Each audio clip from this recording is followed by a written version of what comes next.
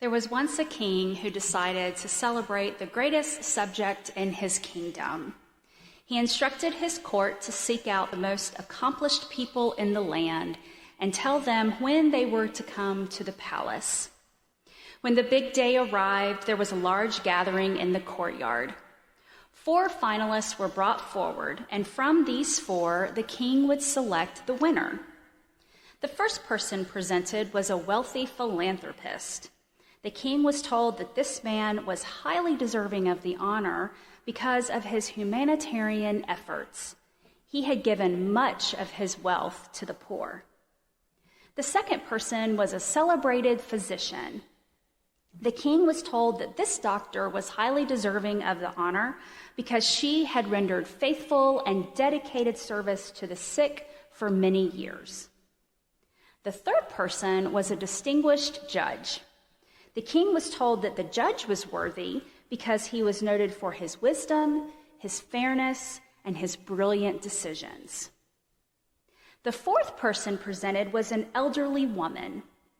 Everyone was quite surprised to see her there because her manner was humble, as was her dress. She hardly looked the part of someone who would be honored as the greatest subject in the kingdom. What chance could she possibly have when compared to the other 3 who had accomplished so much? And yet there was something about her, the look of love on her face, the understanding in her eyes, her quiet confidence. The king was curious and somewhat puzzled by her presence. After all, she did not look like someone who had done great things like the judge, the doctor, or the philanthropist. So the king asked who she was, and the answer came like this: "You see the philanthropist, the doctor, and the judge? She was their teacher." Our eyes can fool us sometimes.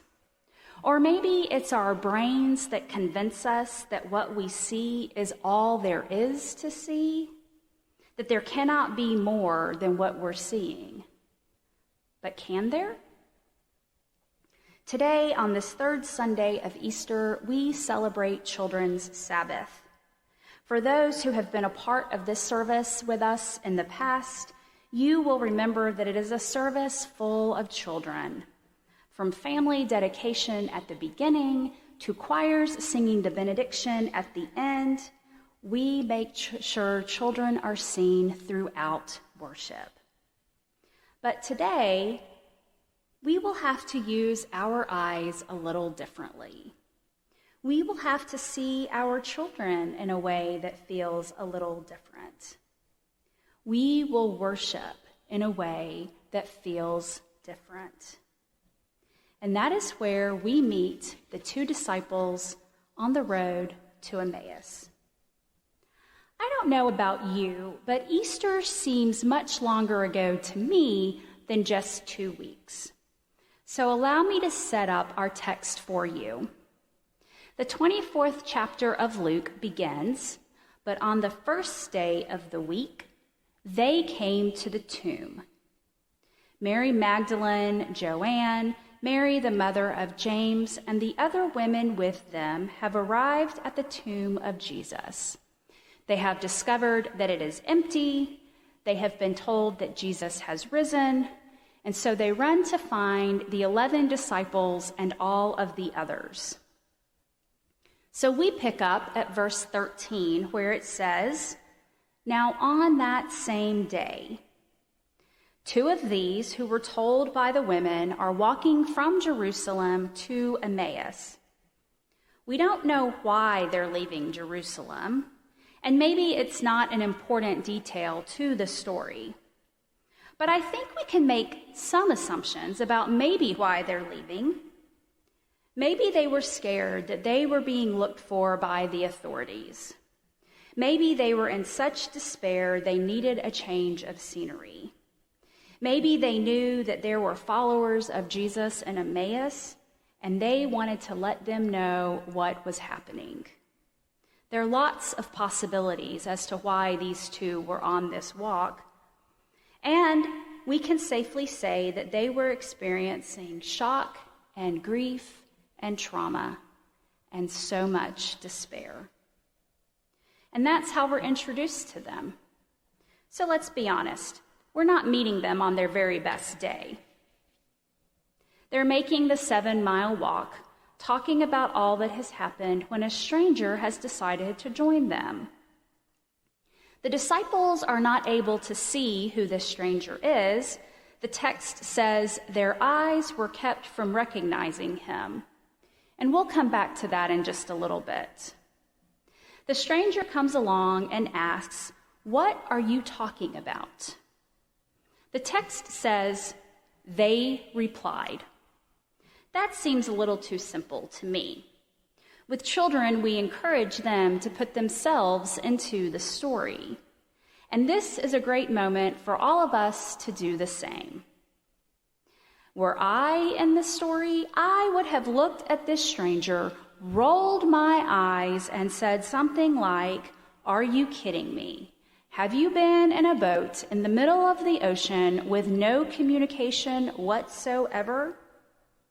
Or I would have glanced all around and asked, "Are there cameras somewhere? Is someone pulling a joke?" For this stranger to ask these disciples what they were talking about is as ridiculous as someone asking us the same question today. Have you had a single day to go by that you have not said COVID, coronavirus, pandemic, social distancing, or any of the other words that have become a part of or taken on a new meaning in our vocabulary? But Luke keeps it simple. They replied. They recount the whole story. They tell the stranger who Jesus was, to the public crowds, and to his private peers. They shared what he had offered and what they believed he would do. And I love the start of verse 21. Yes. I can see them recounting their time with Jesus, saying that they believed, that they had hoped he would be the one to redeem Israel, that he would be the one to set Israel free from the oppressive rule. And Jesus, looking at them with his own shocked expression, and thus the reason for the yes. Yes, and besides all of this, there was so much more to the story, so much more to their story. They shared about celebrating the beginning of Passover week, the days leading up to the meal. They talked about the people in their colorful robes and scarves, waving their leaves in celebration. They shared about the donkey, how the owner looked at them so surprised that they would want such an ordinary animal. They laughed as they recalled all of the children running and squealing the way only children playing with one another without a care in the world can sound. Then their voices changed. Their pace slowed, and they started to talk about the last 3 days. They shared about Jesus facing the government and the religious officials, about Jesus being beaten and mocked, and then the death. It wasn't supposed to be this way, one of them said. It wasn't supposed to happen to us, the other offered. Everything was so wonderful. We had such a great life, and now it's gone. And we have absolutely no idea what is next. They told their story, processing their grief, and like a good therapist, friend, and fellow journeyer, Jesus listens. And as he listens, he hears their despair, their lack of hope, their need for more than what they are experiencing right now. Then they share that, like the women, they too went to the tomb.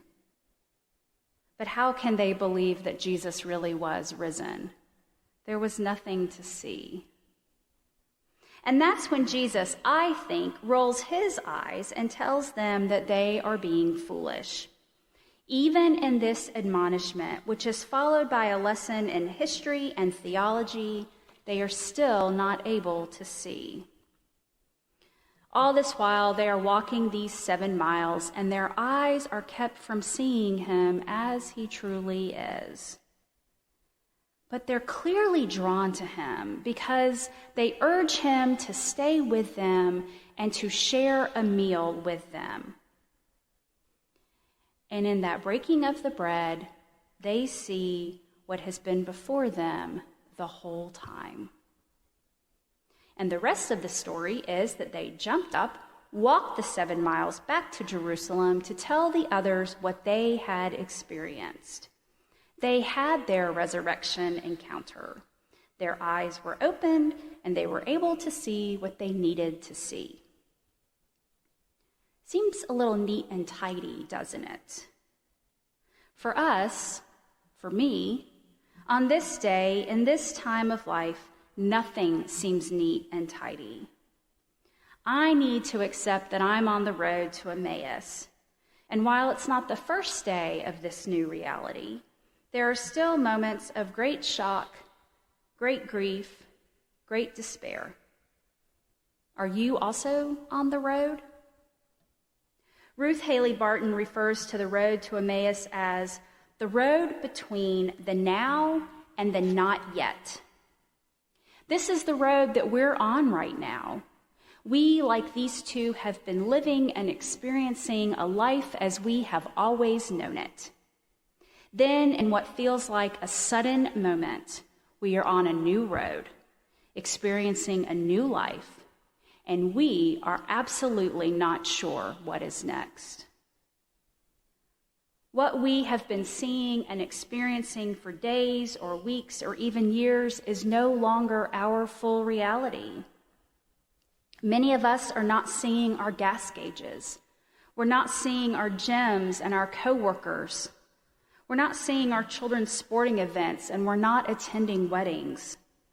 We've had to give up dinners out, going to the movies, sitting in a bookstore.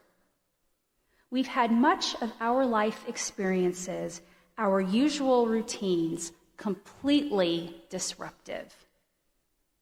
And so have our children. All of our children, those who we parent in our nuclear families and the ones we parent through the community we live in. It's this in-person community that I think right now many of us are missing the most. Being in the same space with friends, extended family, co-workers, and churchgoers. The word community has taken on a new, more expanded meaning. And for many of us, we are needing it now more than ever. The 2 disciples were together. They were together in their grief and their confusion. They were processing and sorting their feelings. They were suffering. But they were not suffering alone, and neither are we. In a recent blog post, Richard Rohr said, "When we carry our own suffering in solidarity with humanity's one universal longing for deep union, it helps keep us from self-pity or self-preoccupation. We know that we are all in this together. It's just as hard for everybody else, and our healing is bound up in each other's. Almost all people are carrying a great and secret hurt, even when they don't know it. This realization softens the space around our overly defended hearts. It makes it hard to be cruel to anyone. It somehow makes us one in a way that easy comfort and entertainment never can. It can and has and will again feel like there's just not much to see.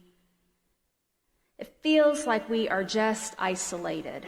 It feels as though we too are only full of despair and have no hope. But the good news is we're not. We are like these two disciples. We are not alone on this road. We have one another, even if it's via a computer or a phone screen. We can reach out, if not literally, then figuratively, and ask for someone to walk with us while we're on this road. And we can trust that hope in so many different forms is on the road with us. We, like almost everyone we know, have lost some stability, some routine, some structure. Nothing is like it was. We are between the now and the not yet. So what are we seeing now? Maybe it's hard to see, even imagine how the resurrection is with us right now. We feel as though we are in a perpetual Good Friday and Holy Saturday. Where is the hope? Like the disciples, we have seen a new world where we realize that we are not all powerful, not all organized, and not all with it humans.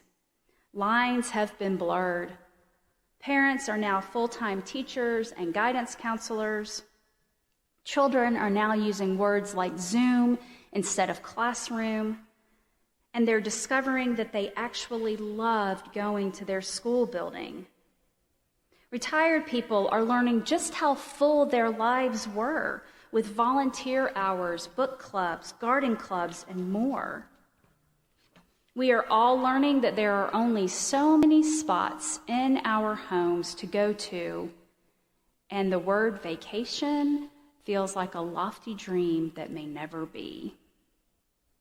It can feel like we're living in an episode of The Twilight Zone. It can feel as if there is nothing to see, at least nothing good, at least nothing hopeful. And yet, we are in the season of Eastertide. There has been a resurrection. Death was not the final word. Have your eyes open yet to the resurrection? To the hope? Maybe they have.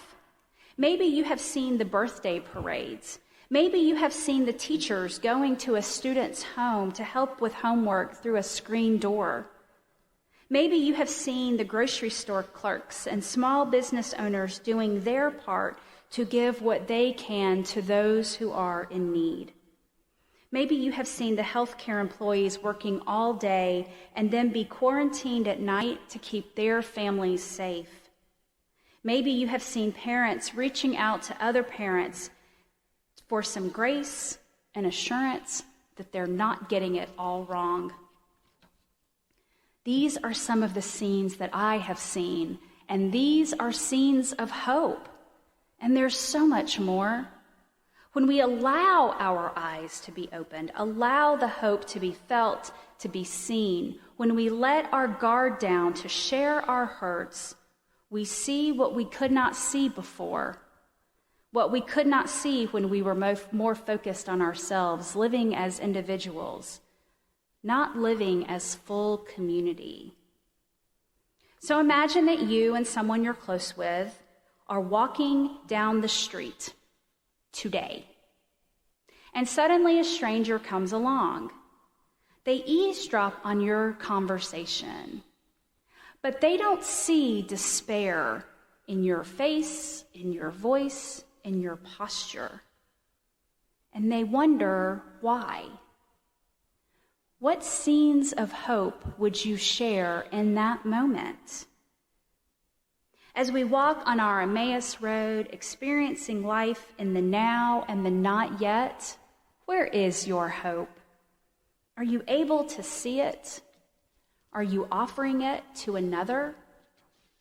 We're all on this road. We're all in it together. Even if we're not able to touch, we are able to connect. And we need to keep doing that. Keep reaching out to one another. Keep being the hope that you need while knowing you can be that for another. Amen.